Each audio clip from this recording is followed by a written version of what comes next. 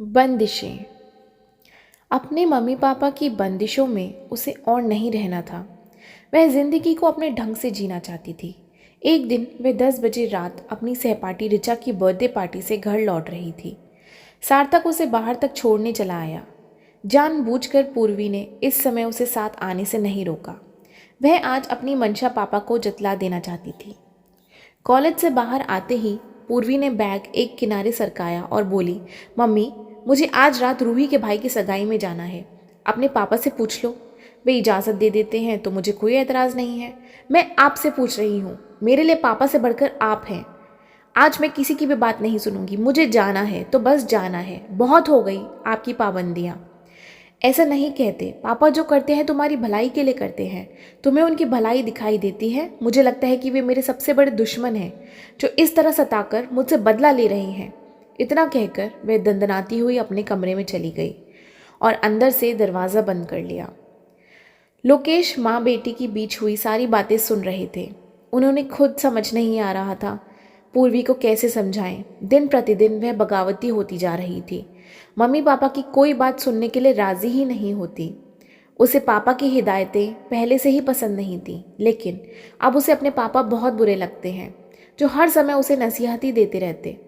ज्योति drawing room में आकर बोली, तुमने पूर्वी की बातें सुन ली हैं। मुझे समझ नहीं आता इसे कैसे समझाऊं।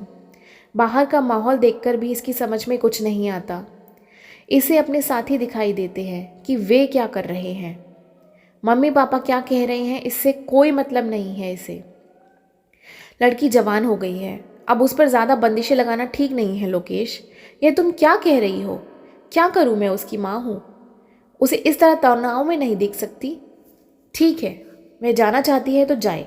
याद रखें, 9 बजे मैं खुद उसे लेने रूही के घर आ जाऊंगा। तब उसे बुरा नहीं लगना चाहिए। बाप बेटी के बीच में ज्योति बुरी तरह पिस रही थी। उसे समझ नहीं आता वह किसका साथ दे। बेटी को देखती तो लगता ज़माने के हिसाब से उसका नज़रिया सही है, और लोकेश से बात करती तब भी यही महसूस होता है कि वह अपने अनुभवों से सही कह रही हैं। दो रिश्तों के बीच में फंसी वह कभी किसी एक के हक में निर्णय ले ही नहीं पाती। बहुत देर बाद पूर्वी कमरे से बाहर निकली। उसके चेहरे पर अभी तक तनाव की लकीरें दिखाई दे रही थीं। ज्योति बोली, पूर्वी, समझने की कोशिश किया करो।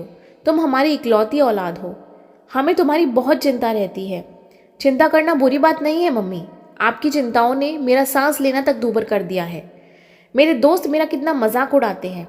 आप सोच भी नहीं सकती वे मेरे बारे में क्या कुछ कहते हैं। ठीक है, चली जाना, लेकिन याद रखना 9 बजे पापा तुम्हें लेने आ जाएंगे। इस समय पूर्वी को ज़्यादा बहस करना ठीक नहीं लगा। आज उसकी ज़िद के आगे पापा ने उसे कुछ घंटों दोस्तों के साथ बिताने की छूट दी थी। उसने सोच लिया, बगैर बगावत के उसकी समस्या का हल नहीं निकल सकता, लिहाजा वह अपनी बात मनवाने के लिए बगावती तेवर अपनाएगी। शाम को सबसे पहले पूर्वी को आया देख रूही बोली, तुम इस समय यहाँ क्यों? क्या हो गया? मैं नहीं आ सकती? क्यों नहीं आ सकती हो? लेकिन पहली बार तुम्हें शाम के समय घर से बाहर देख रही हूँ। हम तो यार दोस्तों के साथ देर रात तक मौज मस्ती करते हैं। एक तुम हो जो अंधेरा होते ही घर में छुपकर बैठ जाती हो। अब ताने देना बंद भी कर दे। मैं यहाँ मस्ती करने आई हूँ, ना कि तेरी जली कटी बातें सुनने के लिए। कुछ ही देर में उनके और दोस्त वहाँ पहुँच गए। सबने फंक्शन को खूब लुत्फ उठाया। पूर्वी की नज़र घड़ी पर लगी हुई थी। जैसे ही वे चलने को तैयार हुई, सार्थक बोला, मैं तुम्हें छोड़ देता हूँ। नहीं यार, कहीं पापा ने देख लिया तो कयामत आ जाएगी। इतनी रात को अकेले कैसे जाओगी? अकेले कहाँ, मेरे पापा बाहर खड़े मेरे इंतज़ार कर रहे होंगे। बोलकर वह खुद ही हंस दी। इससे ज़्यादा सार्थक के पास उससे पूछने के लिए कुछ भी नहीं था। वह उसका सबसे अच्छा दोस्त था। वे दोनों कई सालों से एक दूसरे को जानते थे और अब उनकी दोस्ती प्यार में बदलने लगी थी। सार्थक ये बात उससे कई बार कह चुका था, लेकिन पूर्वी ने अभी तक अपनी ओर से इजहार नहीं किया था। वह पापा से डरती थी कि वे इस रिश्ते के लिए कभी भी राजी नहीं होंगे। गेट के सामने दूसरी ओर लोकेश पूर्वी का इंतजार कर रहे थे। उसने सार्थक को अपने साथ बाहर आने से मना कर दिया था। गाड़ी देखकर वह उस ओर बढ़ गई। पापा ने पूछा, कैसा रहा आज का फंक्शन? बहुत अच्छा। पहली बार इतनी देर तक घर से बाहर दोस्तों के साथ समय बिताने का मौका मिला। अच्छी बात है, कहकर लोकेश ने बात खत्म कर दी। रास्ते भर दोनों में कोई बात नहीं की। पूर्वी आज अपनी बात मनवाकर बहुत खुश थी। वह सोच रही थी कि पापा चाहते तो इंटर करने के बाद उसे किसी अच्छे कॉलेज में घर से बाहर पढ़ने के लिए भेज सकते थे, लेकिन उन्होंने उसे बीएससी करने के लिए मजबूर किया। उसने कहा भी, पापा मैं इंजीनियरिंग करना चाहती हूँ। लड़कियों के लिए सबसे अच्छी टीचिंग लाइन होती है। मैं चाहता हूँ तुम एमएससी करके पीएचडी करो और किसी यूनिवर्सिटी में पढ़ाओ। तुम्हारे भविष्य के लिए यही अच्छा रहेगा। मुझे नहीं बनना लेक्चरार, पूर्वी ने तुरंत विरोध जता दिया। इस पर भी लोकेश अपनी बात से ज़रा भी नहीं हटे और बोले, मैं तुम्हें किसी भी कीमत पर पढ़ने के लिए बाहर नहीं भेजूंगा। मेरी बात कान खोल कर सुन लो। पूर्वी कुछ दिन तक पापा से बहुत नाराज़ रही। उसे मजबूरी में यहाँ बीएससी करनी पड़ी। इस समय वह फाइनल ईयर में थी। कई बार उसका जी करता वह पढ़ाई लिखाई सब छोड़कर किसी के साथ यहाँ से भाग जाए और पापा के चंगुल से हमेशा के लिए मुक्त हो जाए, पर वह इतना साहस भी नहीं जुटा पाई। आज उसने इसकी पहल कर दी थी। उसे लगा उसकी इच्छा के आगे मजबूर मम्मी पापा को एक ना एक दिन झुकना ही पड़ेगा। भले ही यह एक छोटा सा कदम था, लेकिन इसी के बलबूते अब वह कोई दूसरा बड़ा कदम उठा सकती थी। घर आते ही मम्मी ने पूछा, कैसा रहा आज का फंक्शन? बहुत अच्छा, मज़ा आ गया। मेरे सारे दोस्त आए थे। वे आए दिन इनका मज़ा उठाते हैं।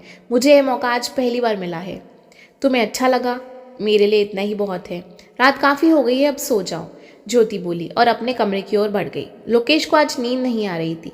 ज्योति ने पूछा, क्या हुआ? पूर्वी की मनमानी हद से ज़्यादा बढ़ती जा रही है। तुम उसे समझाती क्यों नहीं?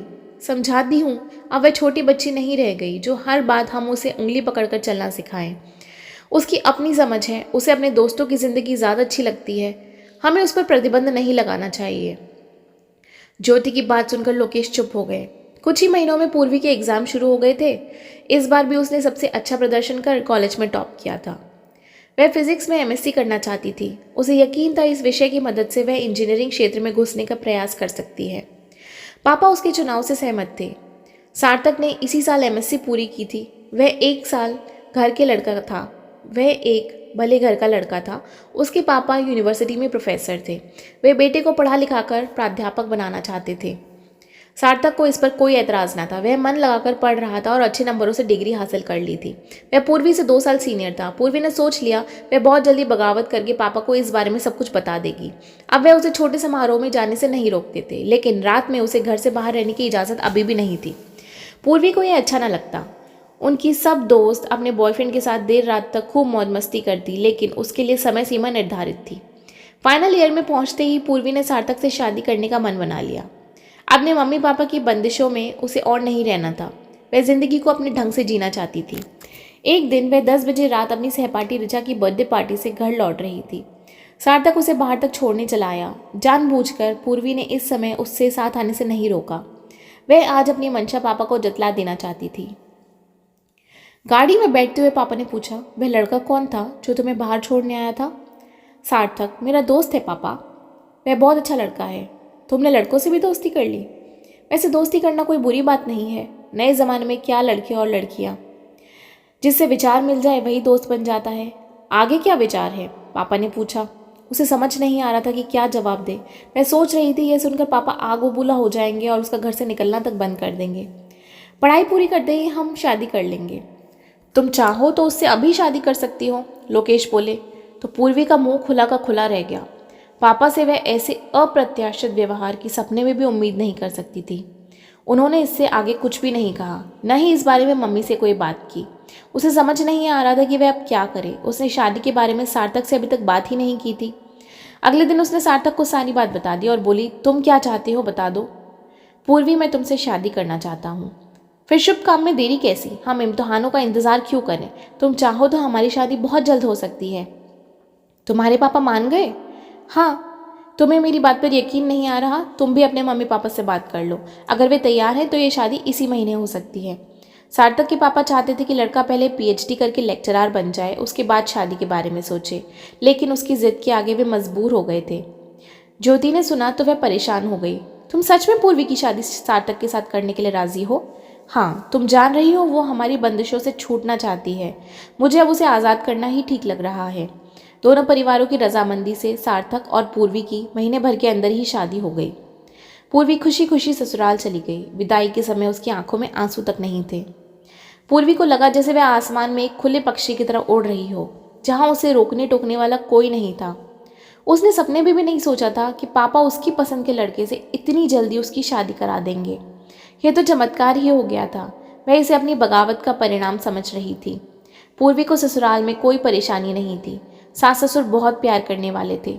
अपने पापा की बंदिशों से छूटकर पूर्वी यहाँ अपने आप को बहुत हल्का महसूस कर रही थी।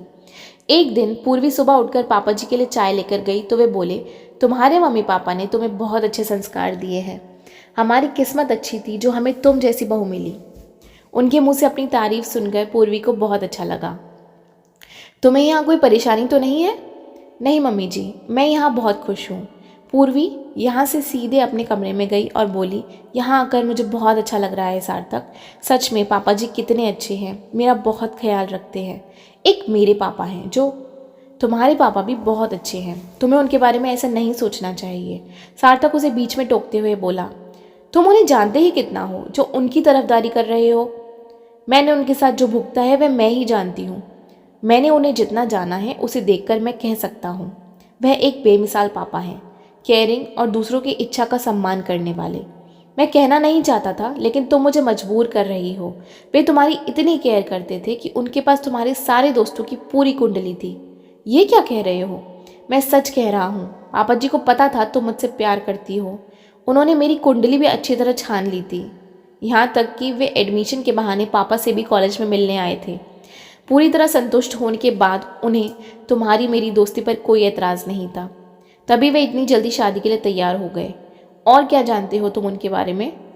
कहूँगा तो तुम्हें लगेगा मैंने तुम्हें ये सब पहले क्यों नहीं बताया। ये सच है कि कुछ साल पहले उनके सीनियर राघव की बहन के साथ कुछ दोस्तों ने कोल्ड ड्रिंक में नशा मिलाकर उसके साथ हैवानियत की।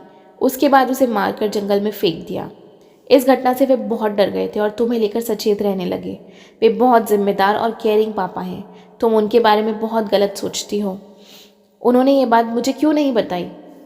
तुम सोचती वे झूठी कहानी सुना रहे हैं। कोई भी माँ बाप अपने बच्चों का बुरा नहीं चाहते। उनकी दिली इच्छा रहती है कि उनके बच्चे हमेशा खुश रहें और शादी के बाद दोनों घरों का मान भी रखें। सार्थक की बात सुनकर पूर्वी चुप हो गई। आज उसे पापा के लिए कहे शब्दों पर बड़ा खेद हो रहा था। वे अपने पापा के लिए क्या कुछ नहीं कहती थी। वे चुपचाप सुनते रहते थे, कभी प्रतिकार नहीं करते थे। इस पर भी वे उसे घर से बाहर रहने की ढील नहीं देते थे। शायद यह उनकी सजगता का परिणाम था कि आज वह इतने अच्छे घर की बहू बनकर खुशहाल जिंदगी जी रही थी। पूर्वी का जी चाहा अभी पापा से मिलने चली जाए, लेकिन झिझक के कारण चुप रही। सार्थक उसकी मनोदशा को भांप रहा था। वह बोला, अच्छी शुरुआत में देरी नहीं करनी चाहिए पूर्वी। तुम चाहो तो उनसे फ़ोन पर बात कर सकती हो। उसने मम्मी को फ़ोन मिलाया। थोड़ी देर बात करके वह बोली, पापा कहाँ हैं? ड्राइंग रूम में टीवी देख रहे हैं, बात करोगी उनसे? कहकर मम्मी ने फ़ोन लोकेश को थमा दिया। कैसी हो पूर्वी? पापा बोले तो बदले में उन्हें पूर्वी की सिसकियों के साथ इतना ही सुनाई दिया, आई मिस यू पापा। उधर से भी रूंधे गले से पापा की आवाज़ आई, हमेशा खुश रहना बेटी, हमें तुम्हारी बहुत याद आती है। इससे आगे दोनों कुछ नहीं बोल सके। सिसकियों की आवाज़ें दोनों के दिल के जज्बात एक दूसरे तक पहुंचा रही थी। पूर्वी बहुत देर तक फ़ोन पर सिसकती रही। सार्थक ने उसे चुप कराने की ज़रूरत नहीं समझी। आज जी भर रो लेने के बाद पापा के प्रति उसके अंदर का सारा रोष तिरोहित हो गया था। तो दोस्तों, ये थी आज की कहानी। अगर आपको हमारी चैनल की कहानियाँ पसंद आती हों तो प्लीज़ इसे लाइक शेयर एंड सब्सक्राइब कीजिए। Thank you so much.